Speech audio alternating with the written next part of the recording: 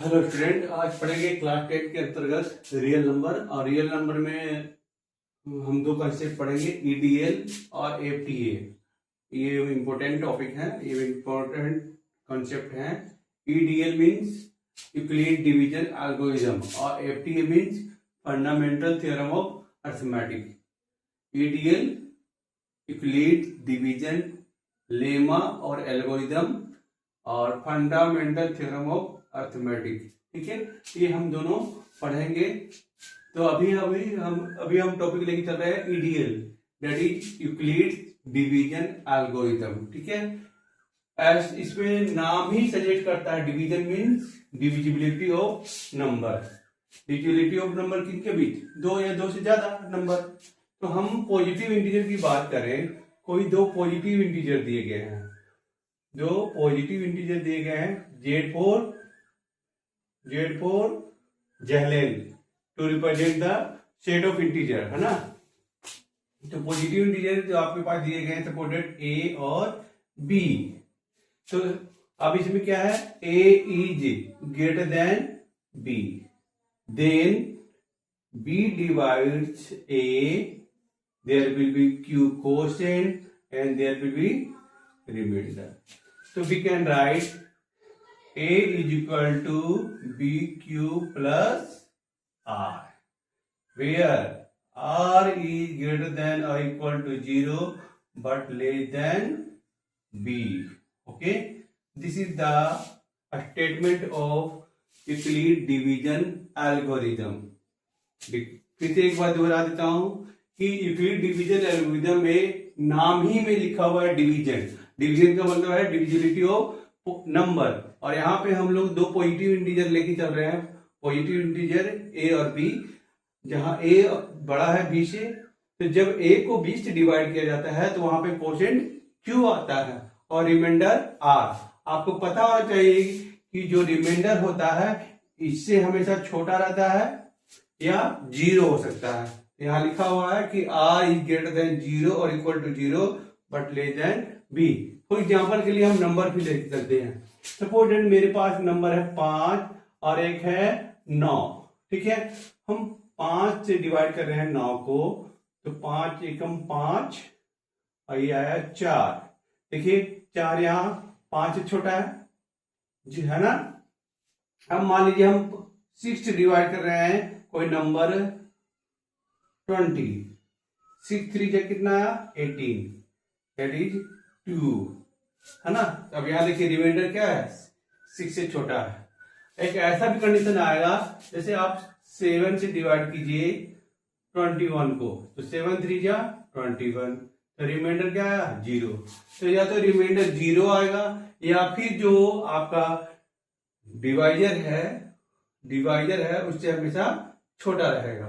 ठीक है, आप इस सब एग्जांपल से समझ चुके होंगे कि यूक्लिड डिवीजन लेमा और एल्गोरिथम और लेमा के बारे में हम अभी बताएंगे आपको। तो यूक्लिड डिवीजन लेमा क्या कहता है कि आपके पास दो पॉजिटिव इंटीजर दिए गए हैं, उनमें से एक इंटीजर दूसरे इंटीजर को डिवाइड करेगा तो वहां पे कोशेंट आएगा, है ना, कोशेंट आएगा और वहां पे रिमाइंडर भी आएगा। तो रिमाइंडर 0 भी हो सकता है और ये जो डिवाइजर है ना उससे हमेशा छोटा रहेगा। ठीक है, तो यूक्लिड डिवीजन लेवल का आप समझ गए होंगे। अब आते हैं कि यहाँ पे यूक्लिड डिवीजन एल्गोरिथम और लेमा, दो वर्ड आते हैं, लेमा और एल्गोरिथम। क्या ये दोनों एक जैसे हैं? थोड़ा सा फर्क है। थोड़ा सा फर्क ये है कि जो एल्गोरिथम है वो आपका स्टेप्स होते हैं। किसी भी प्रॉब्लम को सोल्व करने के लिए जो हम लोग स्टेप्स लगाते हैं, जो हम तरीका अपनाते हैं, जो एक स्टेप 1 स्टेप 2 स्टेप 3, वो आपका हो गया एल्गोरिथम।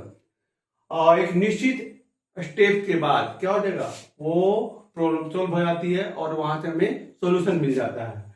लेकिन लेमा क्या है, प्रूवन स्टेटमेंट है। इसका यूज भी किया जाता है प्रॉब्लम को सोल्व करने के लिए। इसमें इसका यूज किया जाता है, लेमा का यूज करते हैं प्रॉब्लम को सोल्व करने के लिए। इसमें भी प्रॉब्लम को सोल्व करते हैं लेकिन उसमें स्टेप बाय स्टेप है। अब इन दोनों को हम एग्जाम्पल के थ्रू आपको समझाते हैं। एल्गोरिथम, जैसे आपको अब चाय बनानी है, तो चाय बनाने के लिए आपको क्या चाहिए, सबसे पहले आपको बर्नर जलाइएगा, यानी गैस चूल्हा जो है ऑन कीजिएगा, उस पर आप क्या क्या बर्तन रखिएगा, उसमें पानी डालिएगा, फिर चाय डालिएगा, फिर जब वो खौल जाता है तो उसमें क्या डालिएगा, आप दूध डालिएगा, और दूध डालने के बाद क्या है, जब पूरी तरह से मिक्सिंग हो जाता है, जब खौल उबाल आ जाता है, तो हम लोग उसको सर्व कर लेते हैं, ठीक है, छान कर। तो वो क्या हो गया, स्टेप बाय स्टेप हुआ कि आपने पहले गैस जलाया, फिर बर्तन चढ़ाया, फिर उसमें पानी डाला, फिर चाय डाला, चीनी डाला, फिर दूध डाला, और फिर लास्ट में हमने छान कर सर्व कर लिया। तो वो आपको स्टेप्स हो गए, तो वो एल्गोरिदम का एग्जांपल हो गया। लेकिन लेमा क्या है, ऑलरेडी प्रूवन स्टेटमेंट है, यानी जैसे कहते हैं, जैसे हमें किसी दिशा की जानकारी लेना होता है, तो हमें पता है, ऑलरेडी प्रूव्ड है कि सूरज पूरब से उगता है, तो ये हमें प्रूव करने की जरूरत नहीं है, ऑलरेडी प्रूव है। और इसी की सहायता से हम लोग अलग डायरेक्शन का हम जानकारी ले सकते हैं। तो ये लेमा क्या है, आपका प्रूवन स्टेटमेंट है, जिसकी सहायता से हम दूसरे प्रॉब्लम को सोल्व करते हैं। लेकिन इसमें एल्गोरिदम में क्या होता है, वो स्टेप्स को हम फॉलो करते हैं सोल्व करने के लिए, ठीक है। तो ये हमने आपको क्लियर हो गया होगा। तो algorithm is a well defined step to solve a particular time of problem, while as lemma is a proven statement which is used to prove the another problem. Okay, I hope दोनों clear हो गया होगा, और यहाँ पे clear division algorithm भी clear हो गया होगा, ठीक है। अब इसका मेन यूज क्या होता है, तो मेन यूज होता है, आप देखोगे ईडीएल का, यानी यूक्लिड डिवीजन लेमा का जो यूज होता है एचसीएफ फाइंड आउट करने में। जो वो बड़े बड़े पॉजिटिव इंटीजर होते हैं, उनको दो या दो से तीन हो सकते हैं, उनका एचसीएफ फाइंड आउट करने के लिए हम लोग क्या यूज करते हैं, ईडीएल, है ना, यूक्लिड डिवीजन लेमा। और यूक्लिड डिवीजन लेमा का स्टेटमेंट बता चुके हैं कि आपके पास दो पॉजिटिव इंटीजर होंगे, ए और बी, इसमें ए बड़ा होगा बी से। जैसे ही ए को बी डिवाइड करता है तो क्वोशिएंट आएगा क्यू और रिमाइंडर आएगा आर। तो ए बराबर, यानी ए बराबर क्या हो जाएगा, बी क्यू प्लस आर, जो आप लोग सिंपल 4, 5, 6 में भी पढ़ते आए हो, ये रूल कि आपने पढ़ा होगा, divisor into quotient plus remainder is equal to क्या होता है, डिविडेंड। आपने पढ़ा होगा, ठीक है। Divisor into quotient plus remainder is equal to क्या होता है, डिविडेंड। तो ये आपका डिविडेंड है, ये हो गया डिवाइजर हो गया, इसको कोसेंट से मल्टीप्लाई किया गया और रिमाइंडर जोड़ दिया जाता है, ठीक है। तो रिमाइंडर क्या है, हमेशा 0 से बड़ा और उसके बराबर होता है, और लेकिन जो डिवीजन है उससे छोटा होता है। तो ये आपका यूक्लिड डिवीजन लेमा का स्टेटमेंट है, और इसका ही यूज किया जाता है बड़े बड़े जो हमारे पास पॉजिटिव इंटीजर है उसका एचसीएफ निकालने के लिए। तो हम अब एचसीएफ निकालना सीखेंगे, ठीक है। तो यूक्लिड डिवीजन लेमा का एक बार स्टेटमेंट ये है कि आपके पास गिवन टू पॉजिटिव इंटीजर, मैंने पहले भी बता दिया था कि हमारे पास जो दो पॉजिटिव इंटीजर दिए रहेंगे ए और B, such that A is equal to B Q plus R, where R is greater than 0 और equal to 0 but less than B. मैंने एक एग्जांपल के तरीके से बताते हैं। आपके पास मान लीजिए आप 5 से डिवाइड कर रहे हैं 121 को, ठीक है। तो 5 टू जा 10, यहाँ पे रिमाइंडर आया 2, अब इससे छोटा है, अगर ये 1 नहीं रहता तो यहाँ पे डिवीजन स्टॉप हो जाता, लेकिन ये 1 यहाँ पे आ जाएगा। तो 5 4 जा 20, ओके, ये आ गया 1, क्लियर है। आप देखिए 121 क्या हो जाएगा, हमारा डिविडेंड, क्या हो जाएगा, डिविडेंड, हमारा डिविडेंड हो गया। और डिविडेंड इज इक्वल टू आपने पढ़ा होगा डिवाइजर इंटू कोसेंट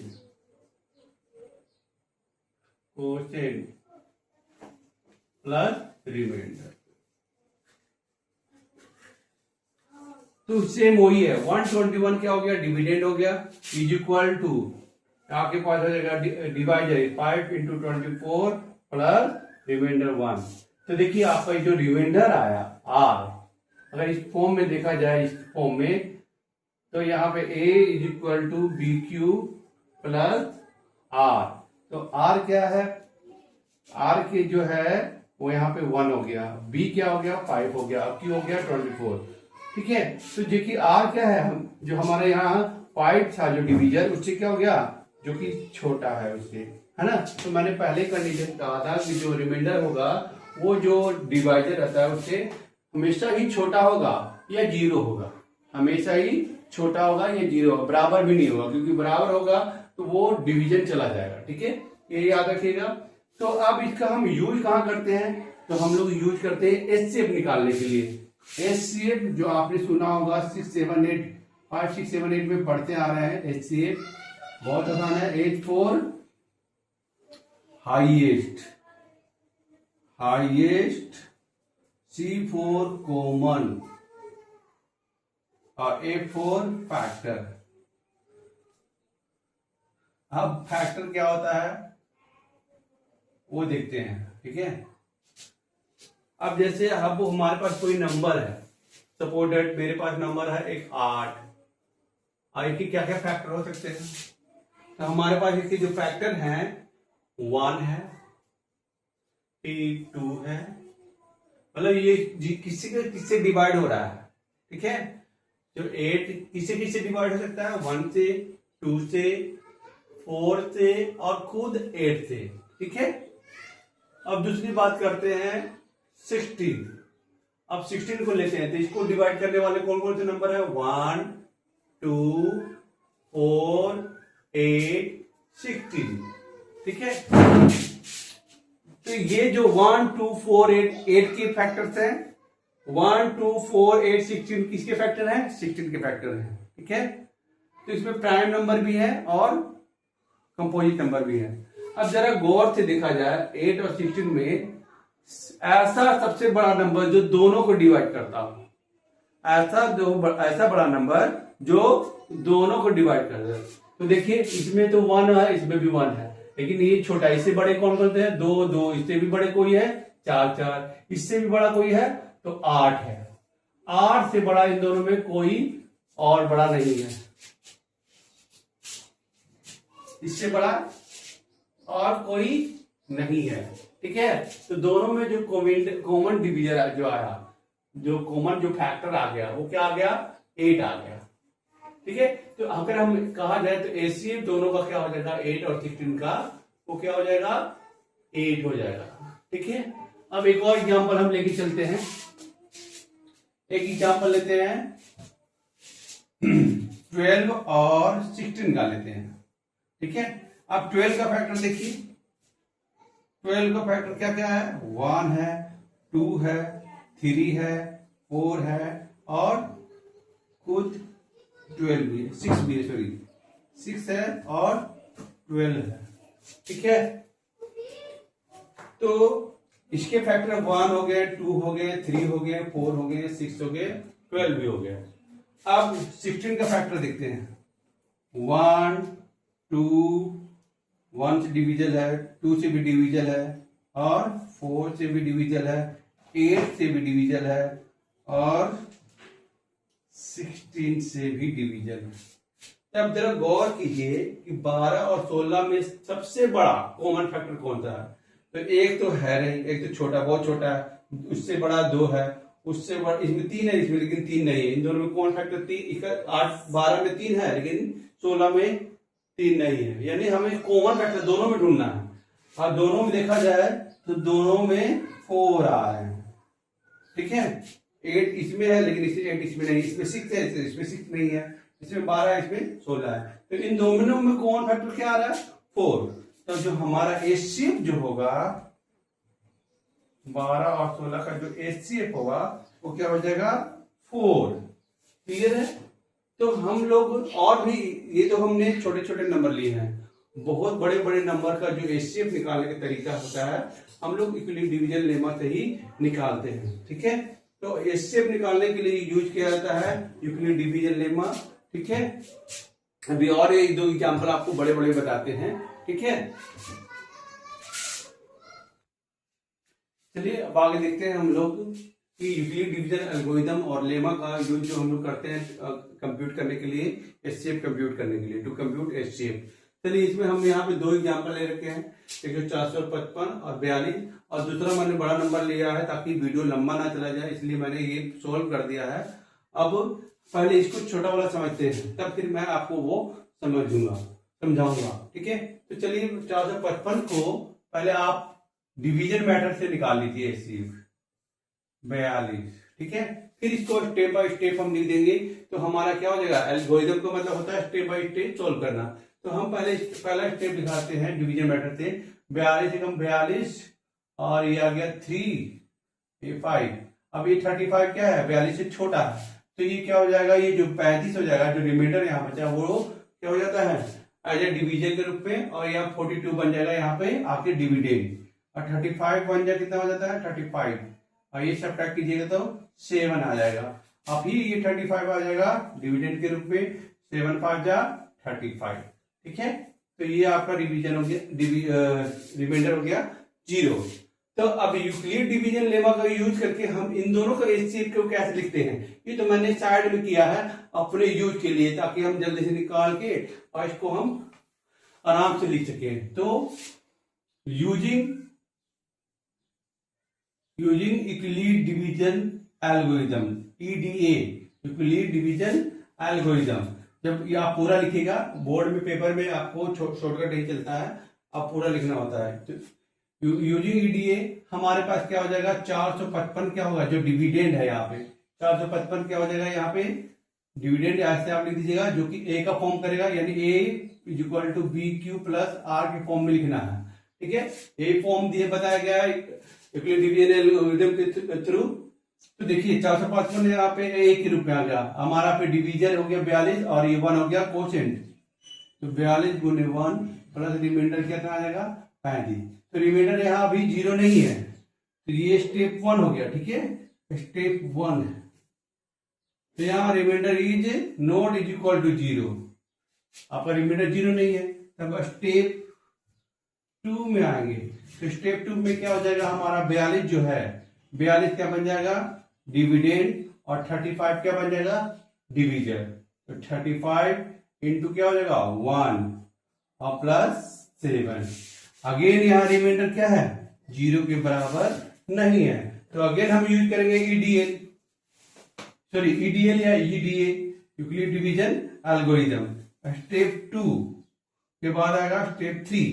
अब यहाँ पे हमारा जो 42 तो जो था डिविडेंड, अब यहाँ पे डिविडेंड क्या बन जाएगा 35, तो 35 इज इक्वल टू, सब इस फॉर्म में लिखने हैं आपको, इसी फॉर्म में चलता आ रहा है जब तक ये स्टेप चलता रहेगा, जब तक क्या कि आपका रिमाइंडर 0 नहीं आ जाए। ठीक है, तो 35 इज इक्वल टू क्या हो जाएगा 7 डिवीजन है और 5 कोशेंट है, और इसका रिमाइंडर 0 आ गया। तो यहाँ पे हमारा रिमाइंडर 0 हो गया, इसका मतलब कि आपका जो है HCF जो आएगा वो क्या हो जाएगा, जो यहाँ पे HCF जो होगा, वो जो आपका यहाँ पे डिवीजन था वो HCF क्या हो जाएगा 7।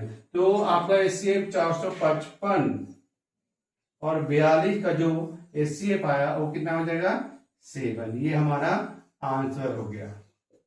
ठीक है, अब एक ये मैंने किया है आपके लिए बड़ा वाला, तो यहाँ पे देखिए ये बड़ा नंबर क्या हो जाएगा आपका एज अ क्या आ जाएगा डिविडेंड के रूप में आ जाएगा, और 4052 जो होगा आपका डिवीजन, और कोशेंट यहाँ पे क्या आ जाएगा 3 और प्लस 420 रिमाइंडर हो गया। तो हम ये हमारा स्टेप 1 हो गया। किसका यूज, कौन सा हम यूज कर रहे हैं, यूजिंग यूक्लिड डिवीजन एल्गोरिथम। हम किसका यूज कर रहे हैं, यूक्लिड डिवीजन एल्गोरिथम का स्टेप नंबर 1 आ गया। अब यहाँ देखिए रिमाइंडर क्या है, जो प्लस वाला रिमाइंडर होता है, तो यहाँ 420 क्या है आपका रिमाइंडर नहीं है, 420 0 के बराबर नहीं है, रिमाइंडर जो है 420 0 के बराबर नहीं है। तो हम आगे चलेंगे स्टेप नंबर 2 में, स्टेप नंबर 2 में। तो स्टेप नंबर 2 में क्या हो जाएगा, जो आपका 420 जो रिमाइंडर था वो बन जाएगा डिवीजर, और ये जो आपका जो यहाँ पे डिवाइजर था वो बन जाएगा कोशेंट। तो देखिए यहाँ पे ये स्टेप यहाँ से फॉलो कीजिए, 4052 इज इक्वल टू 420 इंटू 9 और प्लस रिमाइंडर कितना है 200 272। अगेन जो यहाँ रिमाइंडर आया 272, वो आपके 0 के बराबर नहीं है, तो हम लोग अगेन जाएंगे स्टेप 3 पे। स्टेप 3 पे क्या हो जाएगा फिर, अब यहां पे आते हैं,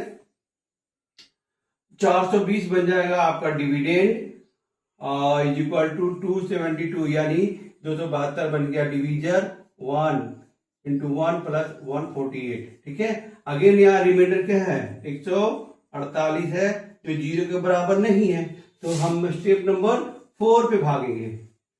ठीक है, स्टेप नंबर 4 पे जाएंगे तो हमारे पास हो जाएगा 272। जो देखिए यहाँ देखो, जो डिवीजर है वो अगला स्टेप में क्या हो जाता है, वो अगला स्टेप में डिविडेंड बन जाता है। ये ध्यान रखिएगा, देखिए ऊपर पे भी देखिए, यहाँ पे डिविडेंड है और यहाँ पे क्या है, डिवीजर है। ये डिवीजर अगला स्टेप पे क्या बन जा रहा है, डिविडेंड। अब इसमें देखिए यहाँ पे डिवीजर है 420, अगला में स्टेप में डिविडेंड बन गया है। ठीक, आपको गौर करना है। और जो डिवीजर होता है वो क्या बन जाता है अगला स्टेप में, वही जो सॉरी रिमाइंडर जो होता है वही अगला स्टेप में डिवाइजर बन जाता है। ठीक है, तो यहाँ 272 बराबर क्या लिखेंगे, 148 इंटू 1 प्लस 124। अगेन हमारा रिमाइंडर क्या आया है 124, जो कि 0 के बराबर नहीं है, तो हम स्टेप 5 की तरफ भागेंगे। स्टेप 5 क्या बोलता है, स्टेप 5 में जाएगा 148 इज इक्वल टू क्या हो जाएगा 124 गुना 1 प्लस 24। ये स्टेप यहां से लिख रहे हैं हम लोग। स्टेप देखिए सब यहीं से मैंने लिखा है, आपको डिवीजन मेथड से निकाल लेना है, और फिर उसके बाद स्टेप बाय स्टेप उसी को आपको ईडीए का प्रयोग करके स्टेप 1, स्टेप 2, स्टेप 3, स्टेप 5 इस तरह से लिख देना है। तो 148 से हम आए, तो यहाँ पे आपका रिमाइंडर अगेन क्या है 24 है, जो कि 0 के बराबर नहीं है, तो हम स्टेप 6 की तरफ भागेंगे। ठीक है, स्टेप 6 में क्या बोलता है कि आपका 124 क्या हो जाएगा, डिविडेंड हो जाएगा, तो 24 से जाएगा डिवीजन और 5, और रिमाइंडर क्या आ जाएगा 4। अभी भी हमारा रिमाइंडर 0 नहीं आ रहा। लास्ट में देखते हैं, लास्ट आखिरी स्टेप, यहाँ 24 क्या बन जाएगा, 24 बन जाएगा डिविडेंड, और इसको 4 से डिवाइड करेंगे तो 6 आएगा क्वोशिएंट, और 0 सॉरी, तो आपका ये स्टेप नीचे नहीं आ रहा है। ठीक है, तो हम आगे की ओर करते हैं स्टेप 6। स्टेप 6 यहां से लिख लेते हैं। ठीक है, स्टेप 6 हो जाएगा 24 is equal to 4 into 6 plus 0। तो यानी आप इससे का जो यहाँ पे जो डिवीजर है 4, यानी एचसीएफ जो इतना बड़ा नंबर का आएगा वो क्या आएगा 4। तो हमारा आंसर यहाँ पे खत्म हो जाता है, क्योंकि हमने यहाँ पे क्या रिमाइंडर क्या मिला 0 मिला, हमें रिमाइंडर यहाँ पे 0 मिला, तो एचसीएफ क्या हो जाएगा 4। तो आपको कुछ नहीं करना है, सिंपल से डिवीजन मैट्रिक्स से आपको लिख लेना है, और लिखने के बाद उसको स्टेप बाय स्टेप लिख लीजिएगा। तो वहां पे आप यूक्लिड डिवीजन एल्गोरिथम का प्रयोग करके आप बड़ों से बड़े नंबरों का आप आराम से उसको स्टेप बाय स्टेप लिख सकते हैं। ठीक है, अब हम अगला कंसेप्ट पढ़ेंगे एफसीए, अगले वीडियो में आएंगे। तब तक के लिए थैंक यू, धन्यवाद। अगर अच्छा लगे वीडियो तो सब्सक्राइब करें, लाइक बटन दबाएं। Thank you.